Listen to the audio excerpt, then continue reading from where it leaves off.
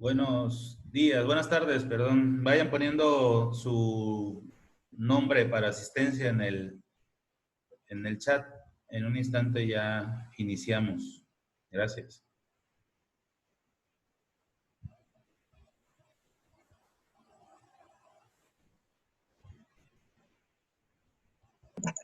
Profe Fabián, buen día. Buenos días.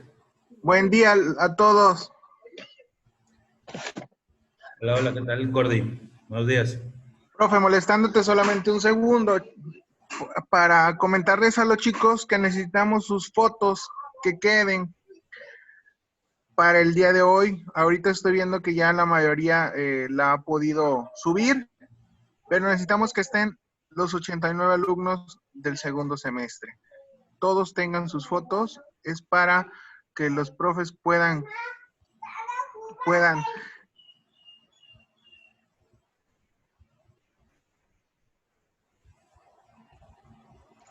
tomarle sus participaciones. Disculpen.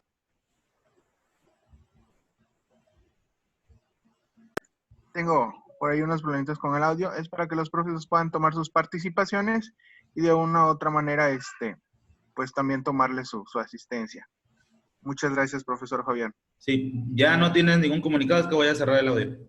No, perfecto, gracias. Sí, por cierto, Cordy, Dígame usted. la pregunta de la última evaluación que preguntaste en el grupo, sí, está evaluado. El examen fue a través de Drive. Muy amable, profe. Sí. Gracias. Hasta luego. Buen día a todos. Gracias.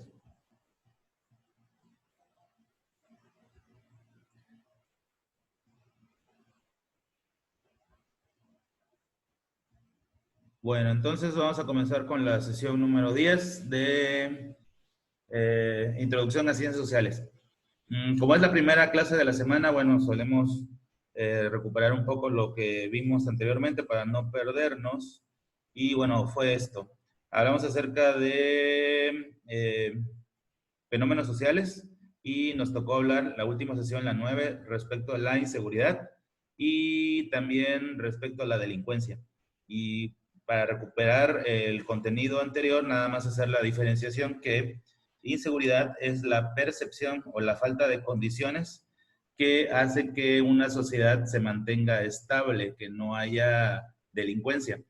Y nada más para aclarar que no es lo mismo pues que delincuencia. Inseguridad es cuando los órganos, como por ejemplo en la imagen que está aquí, la policía, o las garantías que se dan a través de los códigos penales o la Constitución, o al interior de la casa, las condiciones de las personas, no logran ser tan favorables como para permitir la armonía y el desarrollo social dentro de un entorno, ya sea un entorno muy pequeñito, como es la imagen aquí esta de una casa, o hablando, por ejemplo, de la autoridad en relación a la seguridad de un estado, de un país, de un municipio. Entonces, nada más para diferenciar, el término inseguridad se refiere a la falta de garantías por parte de la autoridad hacia la población, lo que genera, al haber inseguridad, ojo, porque en verdad que a la gente le cuesta mucho trabajo diferenciar los conceptos. Lo que genera, al haber inseguridad, es decir, que es poco adecuada la seguridad que brinda un entorno, genera seguridad, pero no es lo mismo.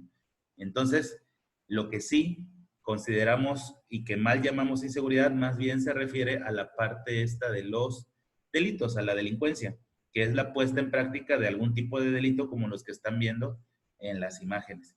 Vimos también acerca de que en nuestro país, cuando menos en nuestro país, porque la estadística es respecto a nuestro país, hay una percepción social respecto a la seguridad de estos organismos, de estos entes que deberían de brindarnos protección, en donde, por ejemplo, la policía municipal tiene muy poca credibilidad de la gente, un tercio casi de la población no se siente segura con la policía municipal. Hay un poco más de certidumbre con la policía estatal, hay más aún certidumbre con la policía a nivel federal, con la Gendarmería Nacional, ahora Guardia Nacional, con el Ejército aún hay más seguridad o percepción de seguridad, y con la Marina hay todavía una mayor sensación o percepción de seguridad. Es decir, son las instituciones, tanto el Ejército como la Marina, en las que más confía la gente. Y bueno, son instituciones a nivel federal, no se encargan exclusivamente de un estado o de un municipio, sino que velan por las garantías del país en general. También vimos acerca de cuáles eran los, hablando de delincuencia, los delitos más comunes en el año 2017 y 2018. Quedamos que nos falta completar la estadística 19 y 20. A lo mejor tiene mucho que ver con que estamos apenas a inicios del año 2020 y no puede haber una comparación entre qué fue mejor lo que hubo el año pasado o este año. Además, súmenle la contingencia que estamos viviendo hoy en día de salud y por lo tanto, bueno, las autoridades a lo mejor están como que concentradas en otra situación, tarde o temprano van a publicar. Pero bueno, esto nos sirve también para tener una idea de cuáles son los delitos más comunes, siendo el más común el asalto en la vía pública, ¿no? La extorsión, el fraude, así hasta llegar al punto de las lesiones. Y bueno, por último vimos que los derechos humanos deberían de tener un papel relevante para evitar que todo esto negativo suceda. Sin embargo, bueno, creo que hay grandes pendientes a ese respecto, ¿no? Hay una gran un déficit en donde muchos países han avanzado aún más que el nuestro, pero el nuestro está un tanto alejado de poder concretar esta aplicación real de las garantías individuales y los derechos humanos. Esta fue la actividad de la clase pasada, que fue analizar estos elementos que están aquí: desempleo, migración, discriminación, inseguridad y delincuencia, siendo estos últimos dos los que vimos en la sesión 9, y que todos en conjunto van a servir para poder hacer un trabajo que va a ser un ensayo, que va a ser la forma de evaluar el segundo parcial. Pero a esa sesión 7, 8 y 9 le hace falta todavía dos fenómenos sociales que vamos a ver a continuación. Bueno, son tres fenómenos sociales en realidad. Y ya una vez terminado ese análisis, ya podemos entonces estar hablando acerca del trabajo que será un ensayo. Yo creo que en la clase de mañana dedicaremos unos minutos a diferenciar qué es un trabajo escrito y qué es un ensayo. Un ensayo requiere ciertas características muy particulares que lo hacen ser justamente ensayo.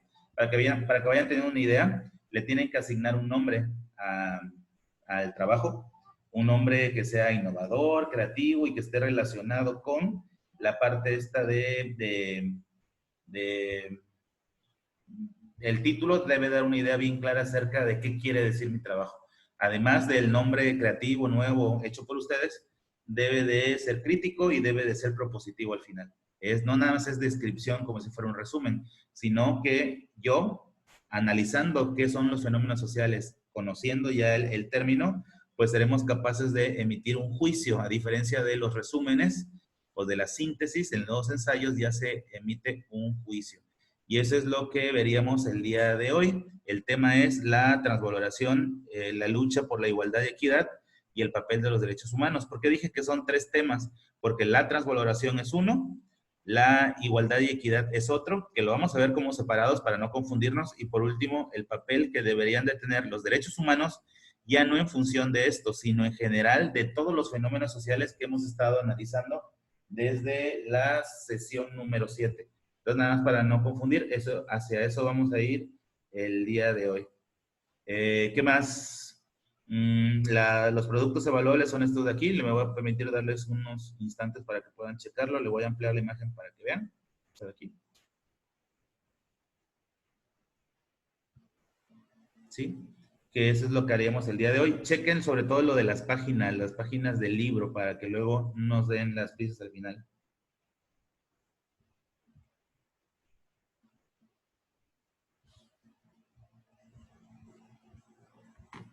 Entonces les doy tiempo de que puedan hacer eso.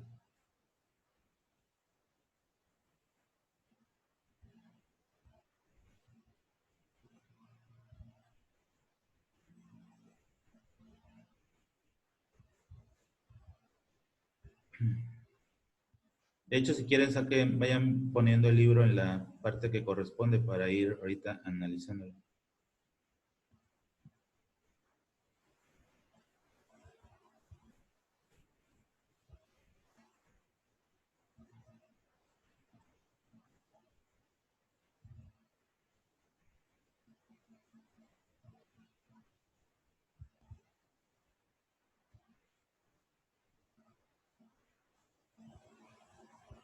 Bueno, eh, haciendo referencia a, me voy a salir de la imagen ampliada, haciendo referencia a la parte esta del cumplimiento que tienen que hacer respecto al trabajo así a distancia, pues me voy a permitir aplicarles el reglamento que se tiene bajo este sistema. A la hora en punto que yo entre, y a veces soy un poco tolerante, incluso entrando a la hora con segundos, a partir de ese momento quien no esté en la sala de espera no va a poder ser admitido. Esto con la intención de tener un mejor control respecto a ustedes, ¿no? De que no haya algún inconveniente. El micrófono los tengo cerrados para todos, están habilitados en ese sentido, salvo al final, si es que da tiempo en la clase, para poder hacer algún tipo de preguntas. Las que no, las pueden poner en el chat. De cualquier manera, el chat, si no lo reviso durante la clase, lo reviso al final y la siguiente sesión les doy respuesta a esas preguntas que tienen al respecto. Entonces, bueno, eso a partir de la siguiente clase. Ya escucharon al Cordy en relación a la foto institucional. En los días posteriores, igual el que no tenga la foto y que se pueda identificar plenamente quién es, igual no tendrá acceso a las clases a distancia. Entonces, bueno, ya sabiendo las reglas del juego, ya sabiendo qué vamos a trabajar el día de hoy, empezamos con el término de transvaloración. ¿Por qué poner en la imagen a este personaje que, para los que no lo ubiquen, es un ícono en las ciencias sociales, por cierto, y su nombre es Friedrich Nietzsche? Bueno, aquí está su apellido, la forma en cómo se escribe su apellido, y su nombre, para los que están tomando notas a partir de ahorita, es Friedrich, o también se puede castellanizar como Federico. Friedrich Nietzsche. Este personaje es el que creó el término de transvaloración en un texto escrito por él, que por cierto fue sumamente ultra criticado. Él fue un personaje muy polémico. De hecho, nada más ver la imagen, su personalidad es un tanto distinta. A él se le ocurrió en un momento de la historia donde el mundo estaba apenas despertando hacia una nueva visión de la realidad. Escribió un libro y dentro de ese libro mencionó una frase que se hizo famosa y que lo condenó prácticamente casi a la muerte, de hecho sí, que fue Dios ha muerto, en el sentido de que él pensaba que Dios moría en la medida en que el hombre era capaz de ser consciente de que su destino estaba en sus propias manos y no en manos de Dios. Entonces, bueno, eso lo llevó a una crítica muy severa, sobre todo por parte de la religión, en donde fue duramente criticado, sancionado, pero lo que él quiso decir o la interpretación correcta de lo que él quiso decir es que Dios, los dioses, dependiendo de la creencia que tú tengas, no determinan lo que cada uno de nosotros somos. Él quiso hacer una transvaloración equivocada acerca de nuestro destino. Repito, recapitulo y pongan atención para entender el concepto de Nietzsche y el de transvaloración. Antes de él, se pensaba que nuestro destino lo teníamos ya diseñado, lo teníamos ya elaborado y la gente vivía, tenía una existencia creyendo que lo que era designio de Dios. Dios así había querido las cosas. Soy pobre, porque Dios quiere. Tengo una enfermedad, pues es lo que Dios quiso. Ya se murió fulano, es lo que Dios quería. Y este personaje fue capaz, a lo mejor no con la mesura necesaria, les puso así un golpe de frente diciendo, oigan, eso no tiene nada que ver con Dios. Lo que a cada uno nos pasa es responsabilidad nuestra. Cuando la gente sea capaz de aceptar tal responsabilidad, entonces la persona cambiará.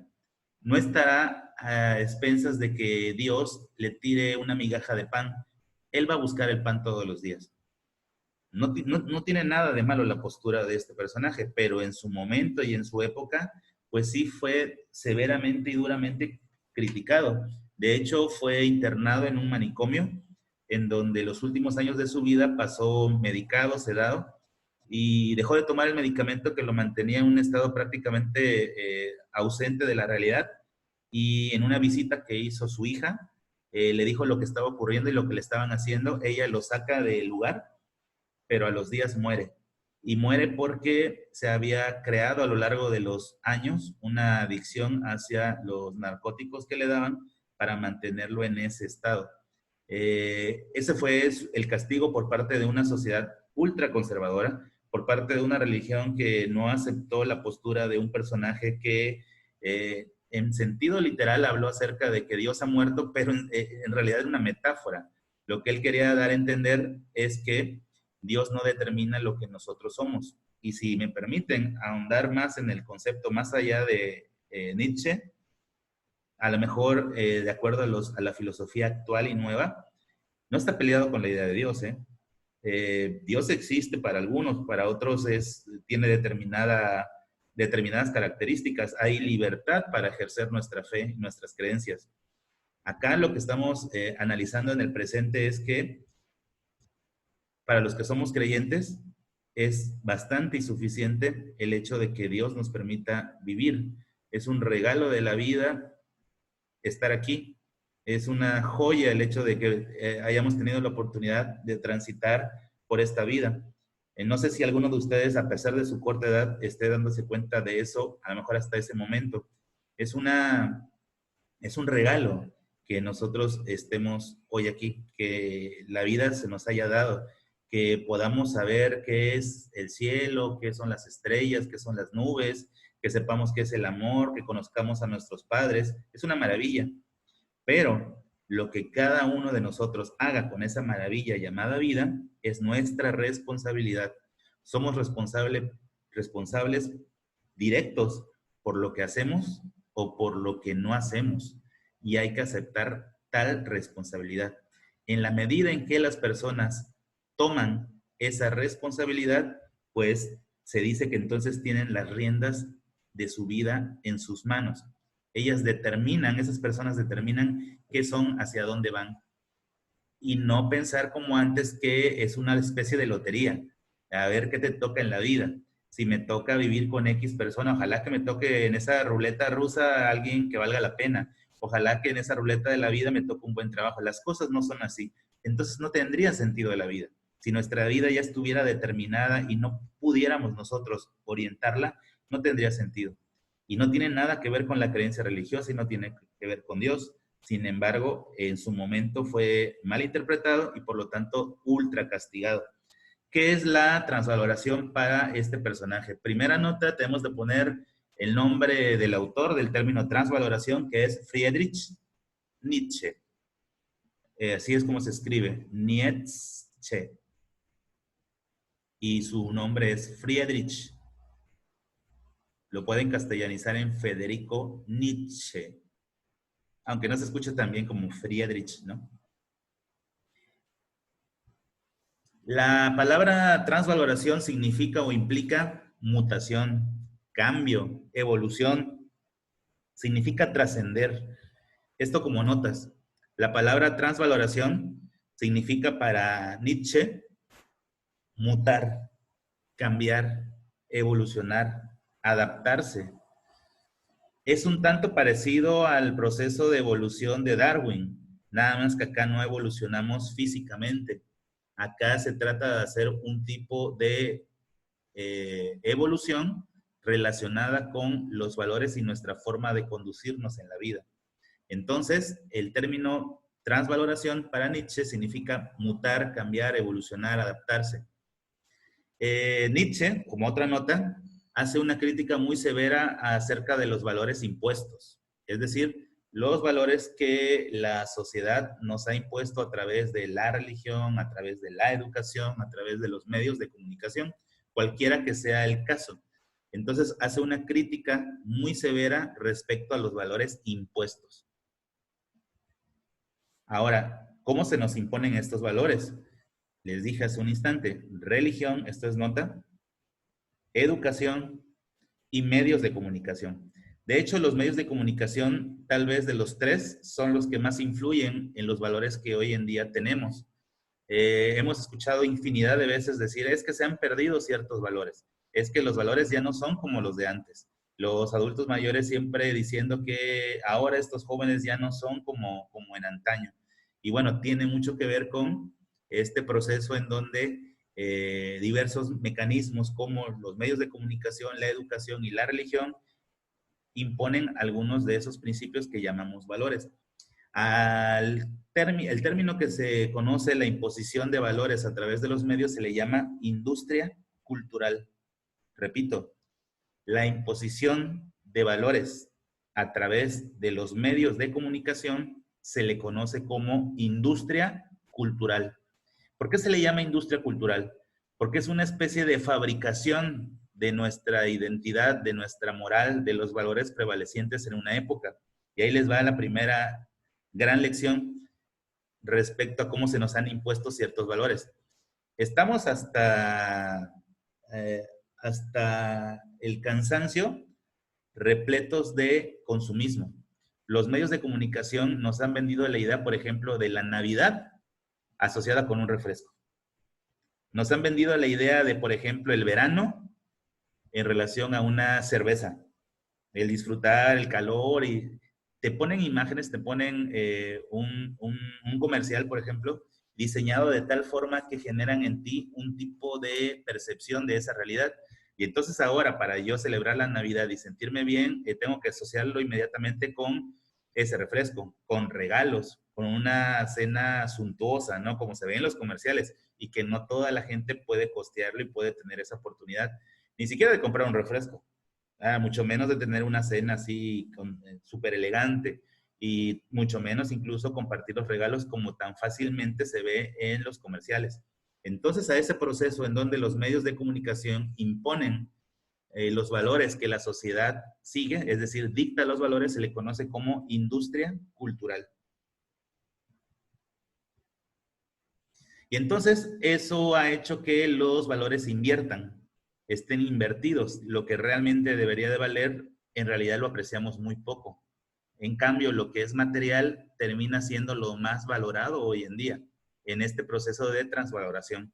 Y Nietzsche y Marx y otros, y Durkheim y otros más decían, aguas con eso, porque se están mutando los valores. Ahora la gente está perdiendo el sentido de lo que es existencia. Se están yendo a la parte más material y están olvidando la parte sensible, social. En una pregunta, en una encuesta, ustedes son alrededor de 90, ¿no? Si les hiciera yo una pregunta y les preguntara esto, oigan, ¿a qué se quieren dedicar en la vida? Yo creo que la mayoría en esa encuesta y haciendo estadística, luego, se iría por trabajos en relación a cómo es remunerado, qué tanto ganas, qué tanto te pagan, qué tanto tiene estatus o no, y ya no tanto por lo que realmente les apasiona o les gusta. ¿Cuántos han desfilado infinidad de generaciones y muchos renuncian a sus pasiones, a sus gustos, a cambio de una carrera que tienen que estudiar? Así con esas palabras, tienen que estudiar. Y más adelante luego terminan estudiando realmente lo que ellos querían o dedicándose a algo que realmente ellos querían. Eso es este ejemplo de que estamos con los valores invertidos, yéndonos más a la parte materialista. Y bueno, los valores como tales, ¿quién los valida? Esa imposición de nuevos valores, ese cambio, esa transferencia de valores, ¿quiénes son los entes u organismos o instituciones encargadas de decir, esto sí son los nuevos valores? Bueno, pues en primera instancia está la ética, puesto que determina el bien y el mal. En segundo término está la moral, puesto que es la costumbre que impera en un lugar y en una época determinada. Ahí van dos. Y por último está la ley. La ley de alguna u otra manera también valida, acepta o critica o castiga aquello que está mal en razón de la ética, y la ética se forma en razón de la moral. Entonces, los que determinan que algo es valioso o no, los que hacen esa transferencia de valores, los que cambian lo que hoy es válido y bueno por otro tipo de cosas, son la ley, la moral y la ética, que son cambiantes. Por eso no son leyes, porque son principios que van mutando, cambiándose y adaptándose de acuerdo a la época y el lugar. Entonces, en resumen, los valores son aprobados, los valores impuestos, que ya quedamos que están constantemente cambiando, mutando, transfiriéndose, invirtiéndose incluso, son validados por la ética, la moral o por la ley. No precisamente por los tres, por cualquiera de uno de esos tres elementos. Y entonces, eso es para identificar qué es transvaloración. La reflexión de este tema tiene que ver con que sepamos que muchos de nuestros valores o los valores que antes nos regían han sido invertidos y los encargados de hacer esa inversión son los medios de comunicación principalmente y son validados por la moral, por la ética e incluso por la ley. Nos vamos al segundo fenómeno que está ocurriendo desde hace ya algún tiempo, bueno, en épocas sumamente recientes. Me estoy refiriendo al principio de equidad. Este principio de equidad está relacionado con, vean la imagen. La imagen muestra a un hombre y una mujer y el signo de igual. Significa que dentro de las cosas más desiguales que puede haber en este mundo está el trato diferente entre hombres y mujeres, de manera muy despectiva. La mujer en muchos casos es tratada de manera diferente simplemente por ser mujer, en el ámbito laboral, pero también en el ámbito social. Eso es igualdad, es el trato igualitario sin importar en esta imagen el género. También se da un proceso de igualdad cuando hay un trato similar entre todos, sin importar condiciones como discapacidad, como el origen o estatus económico, el color de la piel, la edad. Cuando no hay una distinción por esas características que permiten la diferenciación social, se dice entonces que hay igualdad. ¿Se acuerdan esta imagen en que la gente quería pedir trabajo y presentaban diferencias sustanciales? ¿Esta? Bueno, pues igualdad sería que esta persona, que entre comillas quedamos que era la más normal y por eso fue escogida, no fuera este principio, sino que sin importar las características físicas, sin importar la edad, sin importar el género, las condiciones de discapacidad, la cultura, la religión, todos tuvieran la misma oportunidad de ser elegibles en este ejemplo del trabajo. Bueno, pues eso es esto de igualdad. También igualdad es esto. Solamente muy poquitos países del mundo lo han logrado. Nuestro país está lejos de serlo. Igualdad en el sentido laboral significa que todos tengamos el mismo o un estatus muy parecido sin importar la profesión. Acá no. Acá las profesiones más demandantes, más demandadas por consecuencia, son las que más se pagan. Y las personas que ejercen un trabajo que no es tan valorado socialmente son las que menos sueldo reciben. En países de primer mundo hay muy poca diferencia entre el abogado y el chofer de un autobús. Estoy hablando en países como Dinamarca, como Luxemburgo, como Países Bajos, antes Holanda, como Suiza, en donde los trabajos son bien remunerados de manera general y sí hay una diferenciación, porque también habría que aplicar el principio de equidad, es decir, el que más se esforzó merece más, pero no hay tanta diferenciación por el rol de trabajo que tú desempeñas. Eso es igualdad en el ámbito laboral, en donde todos tengan además la misma oportunidad, que no haya tanta diferenciación entre los salarios o el estatus que tenga una determinada profesión. Nos pasamos al término equidad, que es bastante diferente al término igualdad y que sobre todo en las generaciones anteriores les cuesta trabajo hacer una distinción entre uno y otro. ¿Por qué digo esto? Porque antes ni siquiera se soñaba siquiera con que hubiera igualdad. Estoy hablando de las generaciones de los abuelos, de los bisabuelos, en donde ni siquiera había una cultura completamente diferente y que ha estado evolucionando en las últimas décadas de manera impresionante. Hablar de una distinción entre igualdad y equidad ni siquiera era contemplada en un país como el nuestro, porque apenas estábamos transitando hacia esta parte que ya les tocó a ustedes vivir. La imagen es bastante gráfica, bastante representativa. Vean la imagen de la izquierda. Esta persona que está más alta requiere, pues, a lo mejor ni siquiera le hiciera falta esto para poder observar. Esta otra persona, pues, sí logra ver. Y esta otra persona pequeñita ni siquiera puede ver, tiene que ver aquí entre las rendijas. Si yo hago un trato igualitario y a cada uno le doy uno de estos bancos para que puedan ver, pues estaré aplicando el principio de igualdad. Es decir, igualdad para todos, sin distinciones. En cambio acá no. Acá aplica el principio de equidad, en donde las personas que más lo requieren o necesitan, pues reciben lo que justamente requieren y necesitan. Y esa es la diferenciación entre igualdad y equidad. Entonces, la definición técnica la deben de tener, ahorita se las voy a decir, de acuerdo a la Real Academia Española, pero bueno, lo que dice aquí, la igualdad es dar a las personas lo mismo y equidad es dar a cada uno lo que necesita o requiere.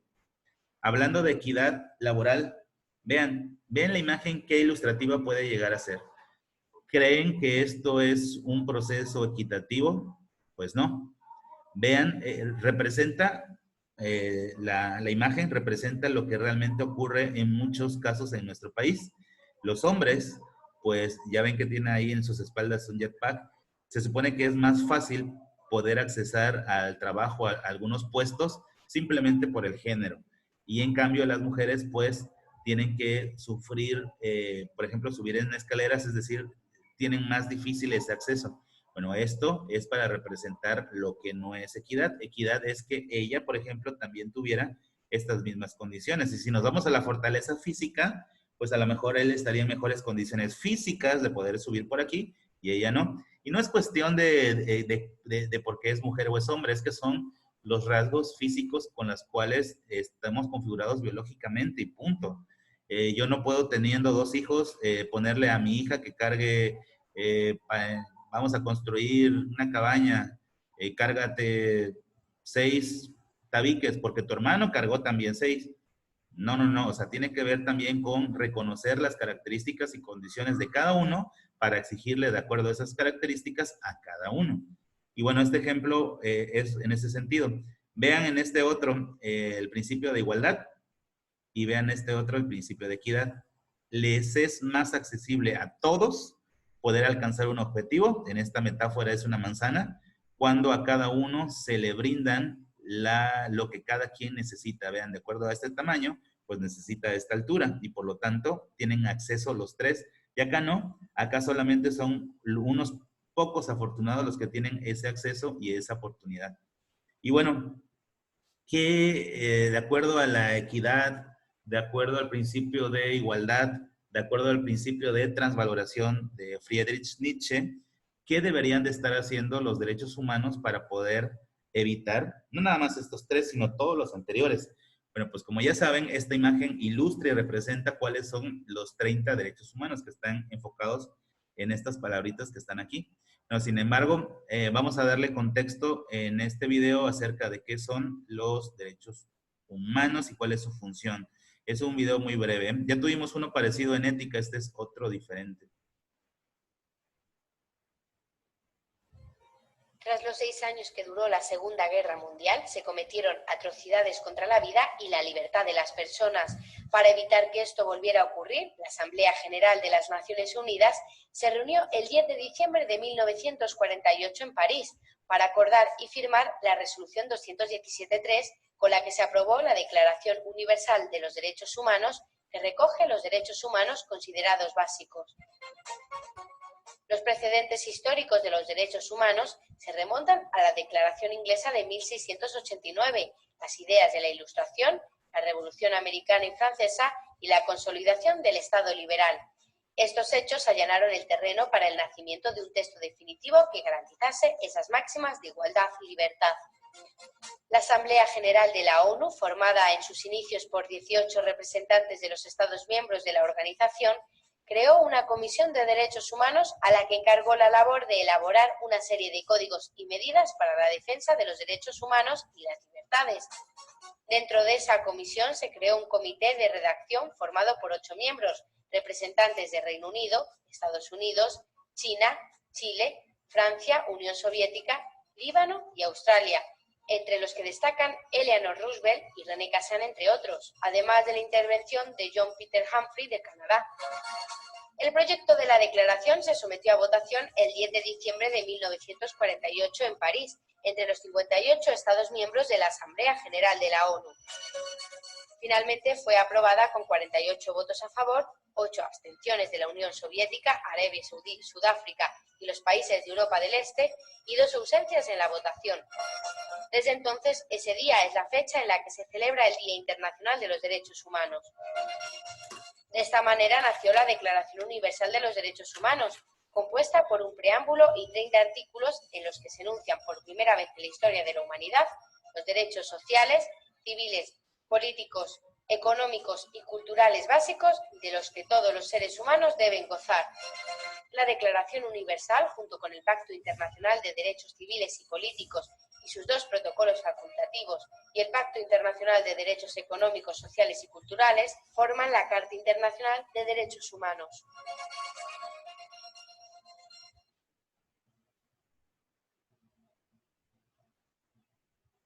Y bueno, esto que les estoy comentando, bueno, tiene que ver con el contexto en el cual, bueno, a través del cual fueron creados los derechos humanos, pero habría que hacer un análisis bien profundo respecto a si realmente se cumplen adecuadamente estos derechos humanos, si realmente la